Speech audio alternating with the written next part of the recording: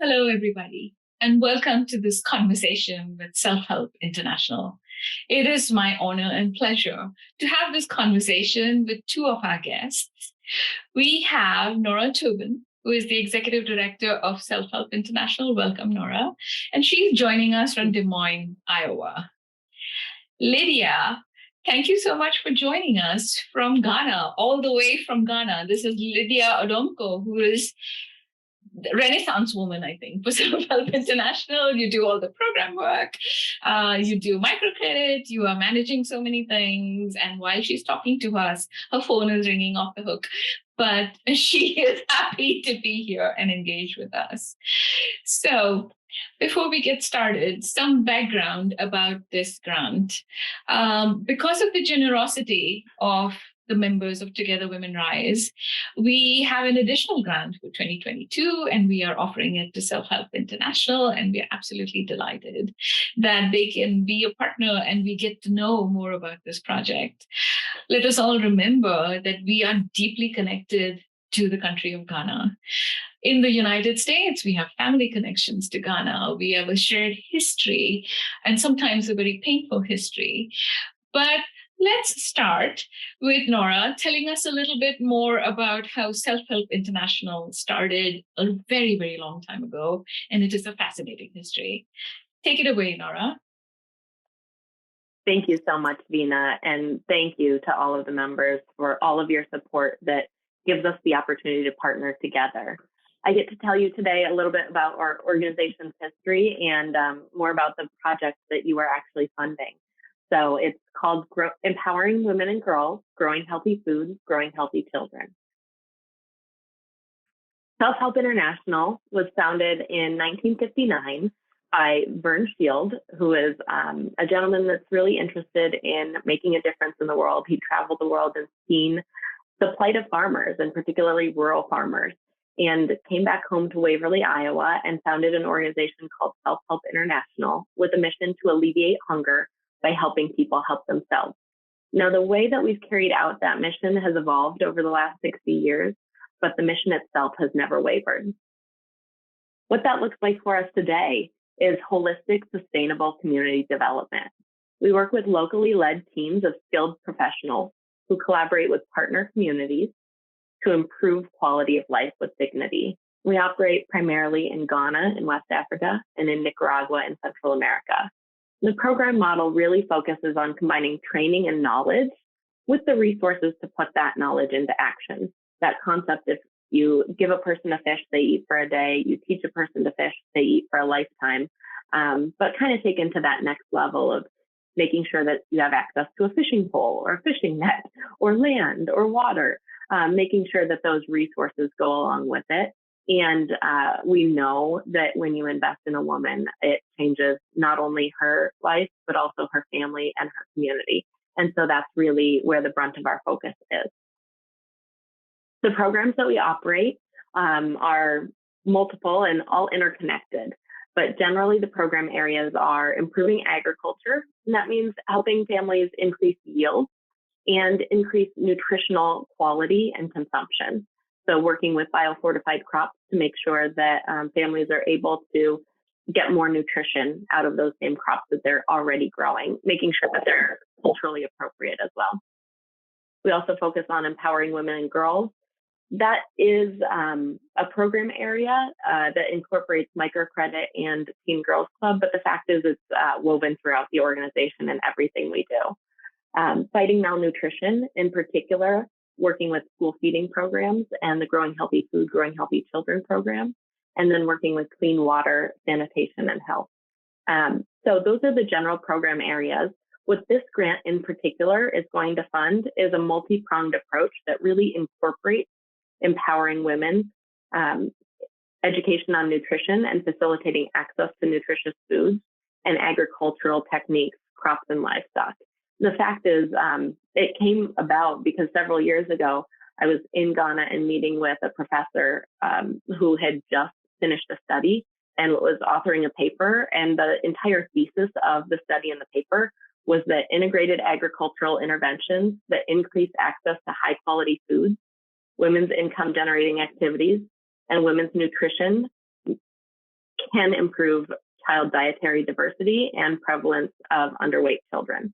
And so when we're focusing on child nutrition in that first 1,000 days, this integrated approach that incorporates empowering women and girls, improving agriculture, and improving nutrition, those all go hand in hand to make a difference. And we looked at each other and thought, well, our organization already operates on all of those prongs. What if we brought those together to really focus on nutrition in the first 1,000 days? So we've seen a lot of success and improved nutrition in the 2 communities that we've worked with so far. And thanks to your generosity, we're going to be able to extend that program to a 3rd community in the coming year. Wonderful. Thank you so much, Nora. So while you stop the screen share, I'll go ahead and ask my question. There is such a wonderful history between the United States trying to solve the problems in some quarters from our scientists, etc. You have in your self-help international history, you have Norman Borlaug, who was on your board of directors.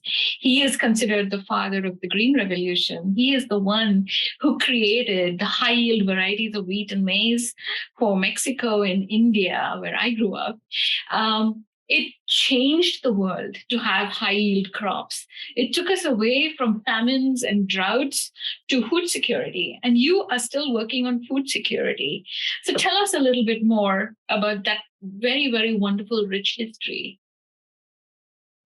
Thank you, Veena. I'm from Iowa, born and raised, and my grandfather was a farmer.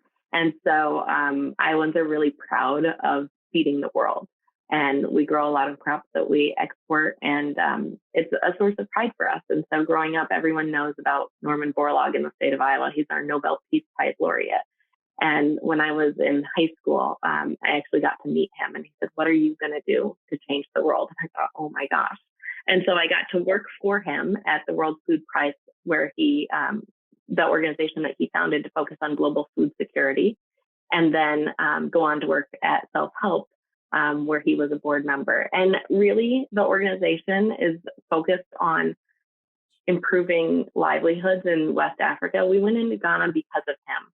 So it was for about 30 years, we were manufacturing tractors in Waverly, Iowa, and shipping them around the world to help farmers be able to increase productivity. I mean, that mechanization is what made such a difference here in the US. And so supporting farm families around the world to increase mechanization.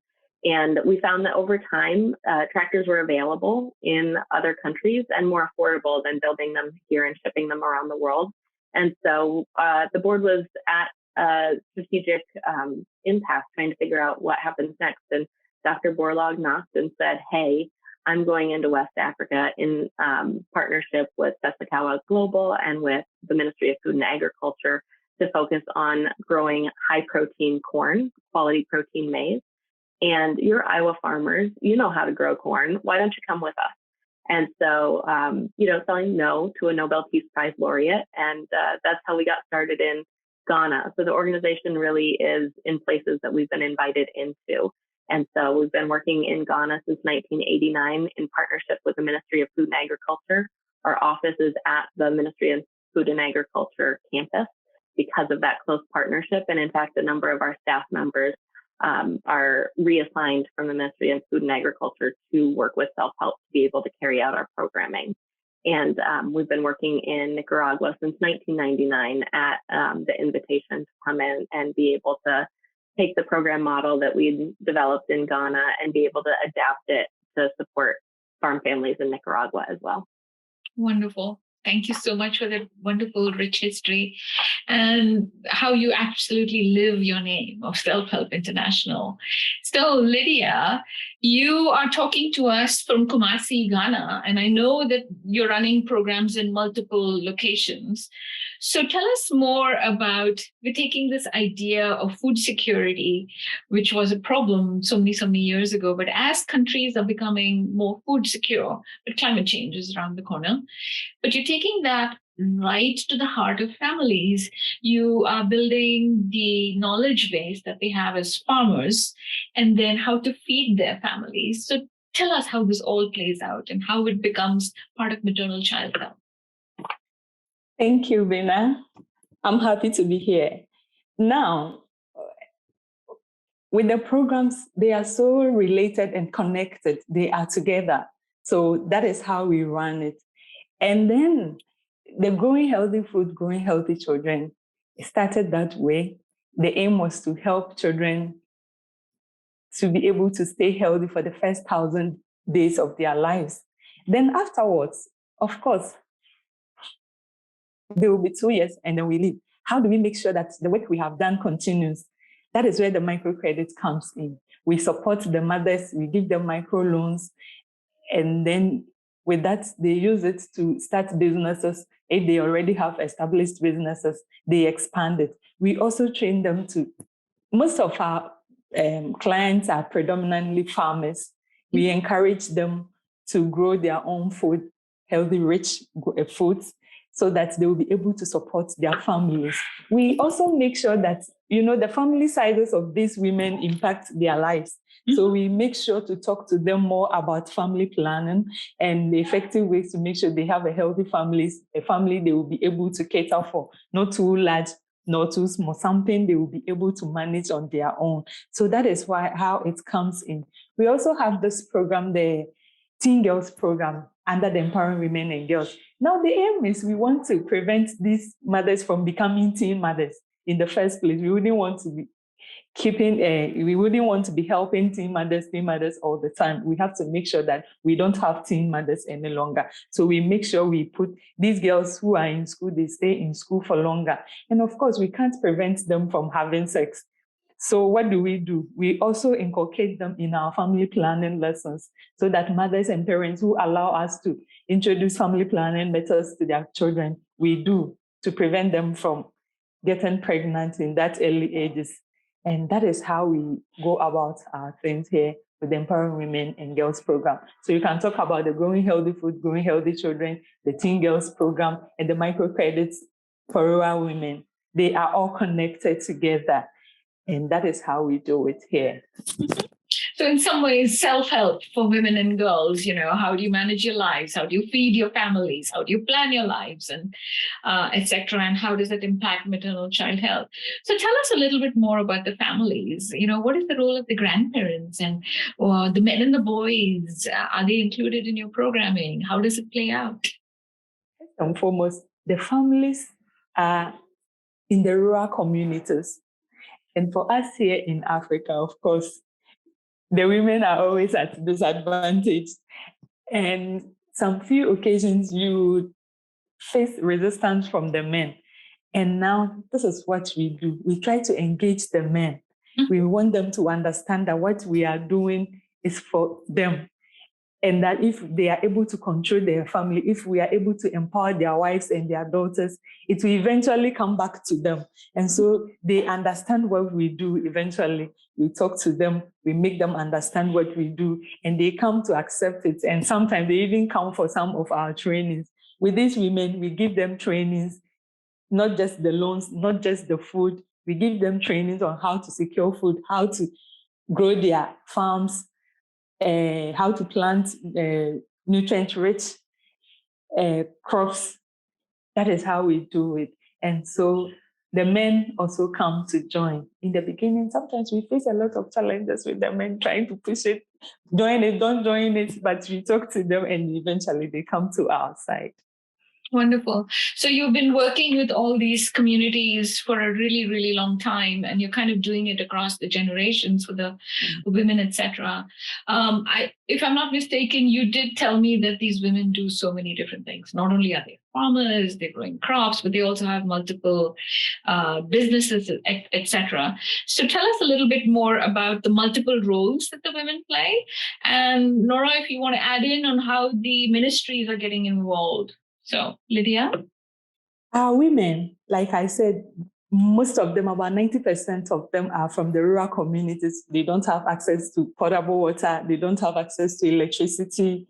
They fall short in a lot of ways as far as social amenities are concerned. But they are resilient and they build themselves. They have families that they are building. They build themselves in such a way that they don't keep only one business. Most of them are farmers. And in addition to the farming, they also have other things they do. Mostly they are retailers in their businesses. So how we train them, how the monies they get for us, they are able to use it to expand their businesses. We give them the training to make sure that they are able to sustain their businesses, financial literacy training, savings training, so that they will be able to maintain the businesses they run, in addition to their farming. Absolutely. That is so much on their plate.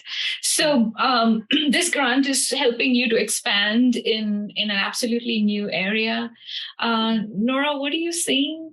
Your degree is in peace studies. You are here talking about such core values about self-help, about food security, as we look into this climate change future.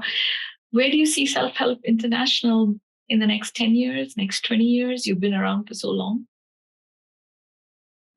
You know, Veena, when I think about what change is possible, it's incredible what you can do in partnership with families and communities. And like Lydia was saying, you know, we really walk hand in hand with rural communities. And so we're working in communities where initially no one would give their children eggs, hard-boiled eggs to eat, because they might grow up to be bank robbers. And so today, moms are feeding their children hard-boiled eggs on a daily basis. And as far as we know, no one has robbed a bank yet.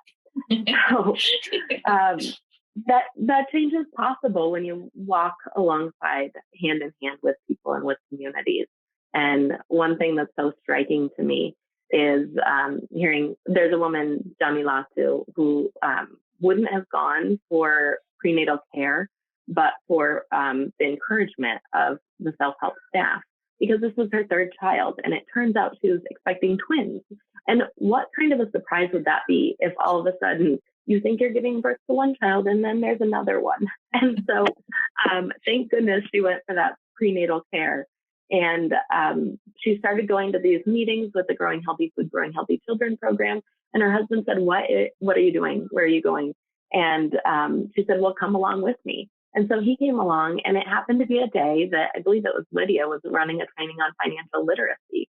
And he went home and said to his wife, you know, now we need to open a savings account. We need to do all of these things to make sure that we have financial stability for our family.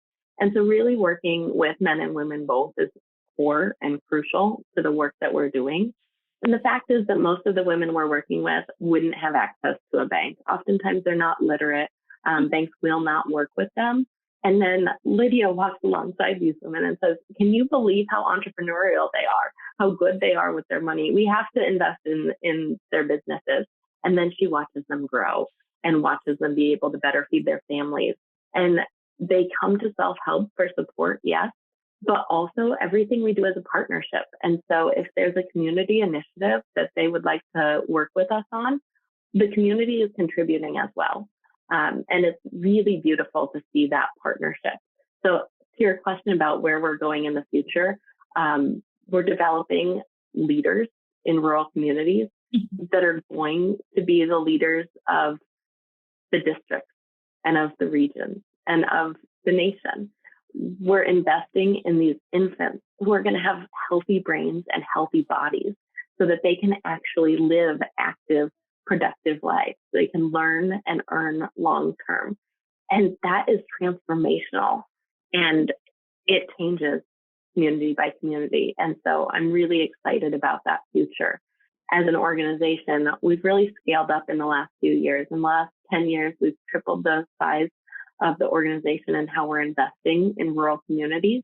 And we plan to continue to scale up thanks to organizations like yours. As of a year ago, well, in March of 2020, our board decided to actually go into a new area. We scaled up and plan to open an office in Durapa in the Upper West region of Ghana. March of 2020, the world changed. And so in July of 2021, we actually followed through on that collaboration and scaling up our operations in the country. And we took advantage of the leadership that we have in country already. We've got great relationships with the Ministry of Food and Agriculture, with various government agencies like Ghana Health Service, and great partnerships with other NGOs. And so we're often asked, are we going to go into another country? And by scaling up in Ghana, we can be even more effective with the funds that we have available because we've got that local leadership. And so we're scaling up in Upper West region, which is an area that has some of the lowest economic status. I mean, poverty is just rife in this area. And so the chief of the community invited self-help up to learn about the community. And our country director, Benjamin Kusi, called me and said, we've got to do something. Our programs can make a difference. You've never seen community leadership like this. This chief is incredible, and we can really make an impact. And he said, can you find the funds to do it? And so that was our goal and our task. And so he came back to Kumasi, and the chief of the community came down to visit and vetted our programs and talked with other chiefs to say, is self-help really the organization that we can trust to partner with? And so we have this beautiful partnership in Ulo in Upper West region that started in the last year.